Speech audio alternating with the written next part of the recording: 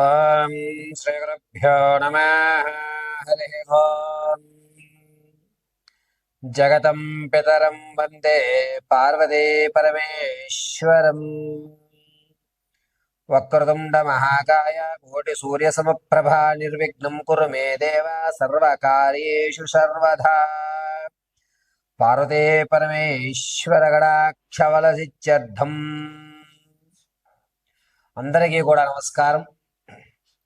నూతన సంవత్సరమనే కాదు, ప్రతి సంవత్సరంలో కూడా గోచార రీత్యా కానీ, వ్యక్తికరమైనటువంటి జాతకంలో కానీ, ఏ గ్రహాలు ఉన్నతమైన స్థాయిలో ఉన్నా, ఏ స్థితిగతులు మనకు మారుతున్నా, చాలా మంది అనేక మంది జ్యోతిష్యులకు చూపించి తమ జాతకంలో దోషాలు పరిష్కారాలు ఆలోచిస్తున్నా సరే ఎవ్వరికి అంతుపట్టకుండా తన ఆర్థిక స్థితి దిగజారుతూ ఉన్నతమైన స్థితిగతులన్నీ కూడా తారుమారవుతూ బళ్ళు వాడలు వాడలు బళ్ళుగా మారుతూ, అరే ఒకప్పుడు నేను రాజులా బతికేవాడిని, నా దగ్గర 10 మంది తినేవారు, అందరూ నన్ను మోసం చేస్తున్నారే, నేను 10 మందికి పెట్టే చెయ్యే తప్ప ఎక్కడా కూడా ఎవ్వరికి నేను అన్యాయం చేయలేదు, అటువంటి నాకే నా జాతకంలోనే ఎందుకు ఇన్ని విపత్తులు జరుగుతున్నాయి, ఈ రోజున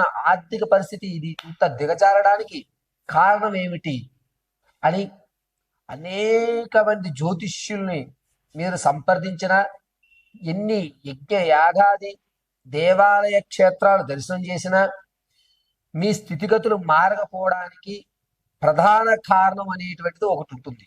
ఆ ప్రధాన కారణమే నరఘోష. ఈ నరఘోష అనేటువంటిది ఏమిటి?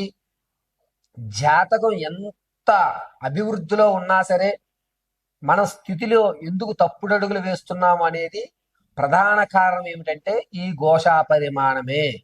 మన శాస్త్రాల్లో కూడా నరఘోషకి నాపరాలున్నా సరే బద్దలైపోతాయి అనేటువంటి సామెత ఉంటుంది. అసలు ఈ నరఘోష అంటే ఏమిటి? ఈ నరఘోష నుంచి మనం ఏ విధంగా తప్పించుకోవాలి? నరఘోష పోవడానికి చాలా మంది గుమ్మడికాయ కడుతుంటారు, నిమ్మకాయలు కడుతుంటారు, అదేవిధంగా పచ్చిమిరపకాయ నిమ్మకాయ దారంగా చేసి కడుతుంటారు. అసలు ఏమి కడితే నరఘోష పోతుంది గురువుగారు? వాటి గురించి మనం పరిశీలన చేద్దాం.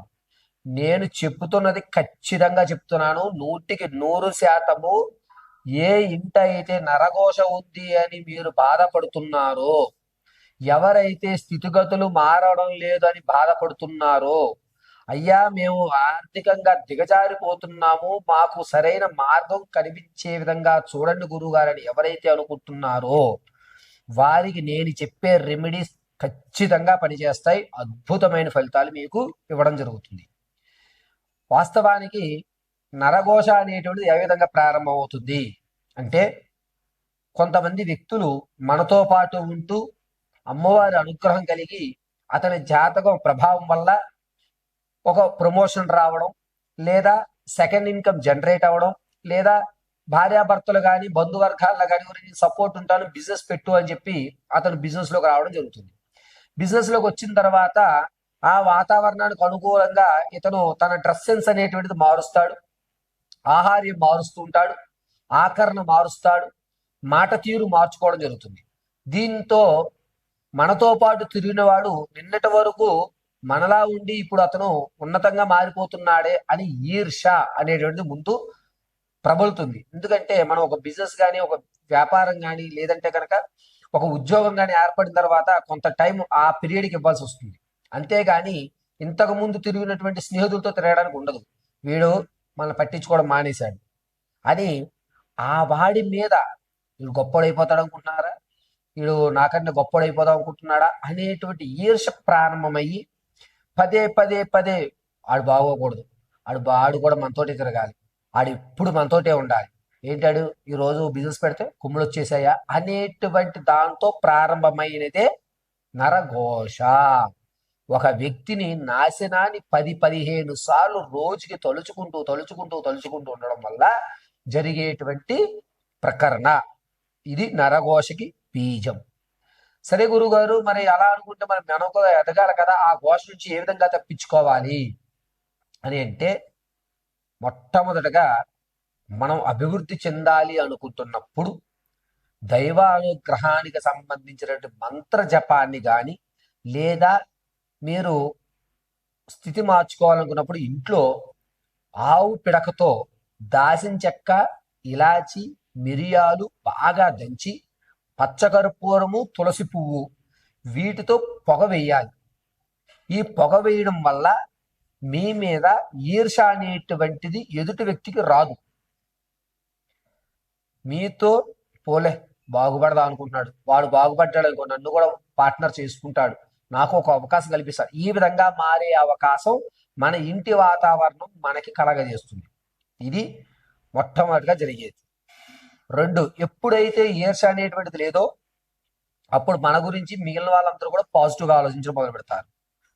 ఇక ఘోష వచ్చింది, గురుగారు మేము ఇంతకుముందు బాగా సంపాదించామండి, ఈ మధ్య వాళ్ళు వీళ్ళు అబ్బో మీ ఇల్లేంటి మీదేంటి ఇలా జరుగుతోంది అని చెప్పి ఏడుపు ఎక్కువైపోయిందండి అంటారు. అప్పుడు ఏం చెయ్యాలి అంటే గుమ్మడికాయ కట్టకూడదు. గుమ్మడికాయ కట్టిన తర్వాత 6 నెలల్లోనూ 3 నెలల్లోనూ కులిపోతూ ఉంటాయి. అప్పుడు ఘోష మనకి నరఘోష ఎక్కువైంది అనేది మనం ఐడెంటిఫై చేయాలి. అదొక చిన్న సాంకేతం. మన ఇంట్లో నెగిటివ్ ఎనర్జీ ప్రారంభమైంది అనేది ఎలా తెలుసుకుంటాం? గుమ్మడికాయ అనేటువంటిది కుళ్ళిపోయినా, వాటర్ కిందకి జారిపోయినా దానితో ఇది ఇంట్లో ఏదో జరుగుతోంది అని శ్రీకారం. దానికి రెమెడీ ఏమిటి అంటే పట్టిక తెచ్చుకోండి.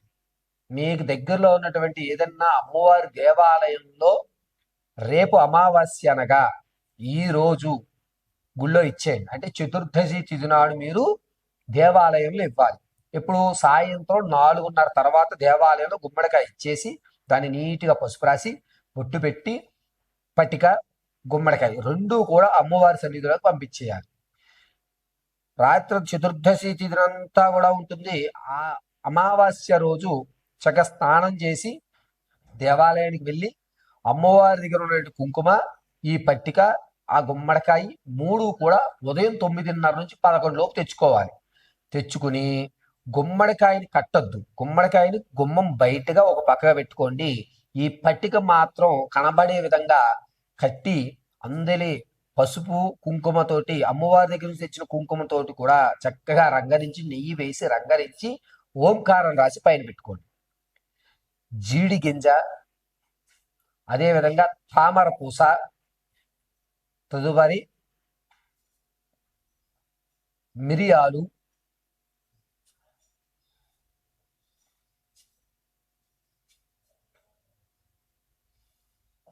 గురువింద గింజ, ఎర్రటి గురువింద గింజలు, ఈ 4 వస్తువులు చిన్న మూట కింద కట్టి ఈ పట్టికకి కట్టినటువంటి దారానికి మనం కట్టుకున్నట్లయితే 190% నరఘోష ఉండదు. ఇది ఖచ్చితం. మరి బయట పెట్టి గుమ్మడికాయ ఏం చేయాలి గురుగారు? ఈ రోజు ఉంచుకుని తరువాతి రోజు ఆ గుమ్మడికాయ మీద పచ్చకర్పూరం పెట్టి ఇల్లంతా తిరిగి ఆ గుమ్మడికాయని కొట్టేయాల్సిందే.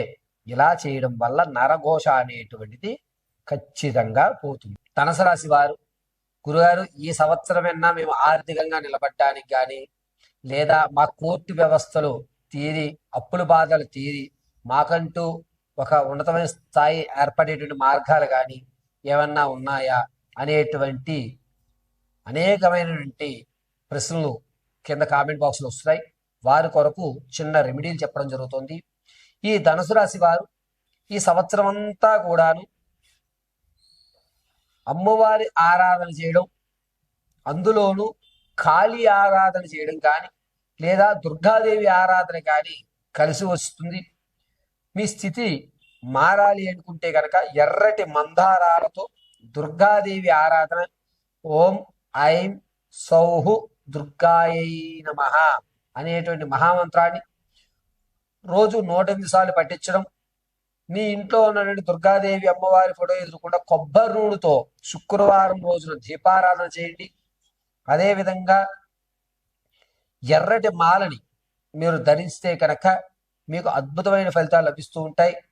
నరఘోష అనేటువంటిది ఈ ధనుసు రాశి వారి నుంచి దూరం అవ్వాలి అనుకుంటే ప్రతి ఆదివారం రోజు తీపి బూందీ నైవేద్యంగా సమర్పించి ఆ తీపి బూందీని ఏదన్నా జీవులకి, అంటే కుక్కలకు కానీ, లేకపోతే చుట్టు మొదట్లో కానీ, చీమలకు కానీ ఇలా విరజిమ్మడం వల్ల నరఘోష అనేటువంటిది పోతుంది. పైగా ఈ ధనుసు రాశిలో ఉన్నటువంటి వారికి వచ్చేటువంటి ఫిబ్రవరి 28వ తారీఖు నుంచి కూడా కలిసి వచ్చేటువంటి మార్గాలు ఏర్పడుతున్నాయి. ఈ అవకాశానికి దైవానుగ్రహం తోడైతే గనక అద్భుతమైన ఫలితాలు మీరు చూడడం జరుగుతుంది. ఈ సంవత్సరం అంతా కూడా దుర్గాదేవి ఆరాధన మించినటువంటి ఆరాధన ధనుసు రాశి వారికి లేదు.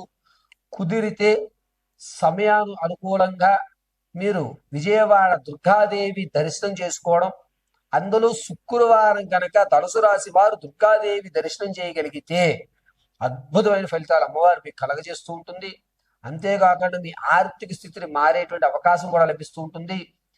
ఈ దుర్గాదేవి ఆరాధన చేయడం వల్ల ధనుసు రాశి వారికి వచ్చేటువంటి మార్చి 18వ తారీఖు తర్వాత నుంచి మీ జీవితంలో కొత్త పరిచయాలు ఏర్పడి ఆనంద శుభ కార్యక్రమాల్లో విరివిగా పాల్గొని మీకంటూ ఒక స్థాయి అనేటువంటిది ఏర్పడుతూ ఉంటుంది. కాబట్టి ధనుసు రాశి వారు మీ జాతక పర్యంతంలో ఏ గ్రహస్థితి ఎలా ఉన్నా సరే ఖచ్చితంగా దుర్గాదేవి ఆరాధన మాత్రం చేయండి. పైగా మీ నరఘోష కానీ శరీరంలో కానీ లేదా ఇంట్లో కానీ మనశ్శాంతి లేకపోతే ఆ మనశ్శాంతి అనేటువంటిది కలుగుతూ ఉంటుంది. శుక్రవారం రోజు ధనుసు రాశి వారు సాయం సంధ్య వేళ మాత్రం అల్పాహారం భుజించండి. అమ్మవారి అనుగ్రహం కలుగుతుంది.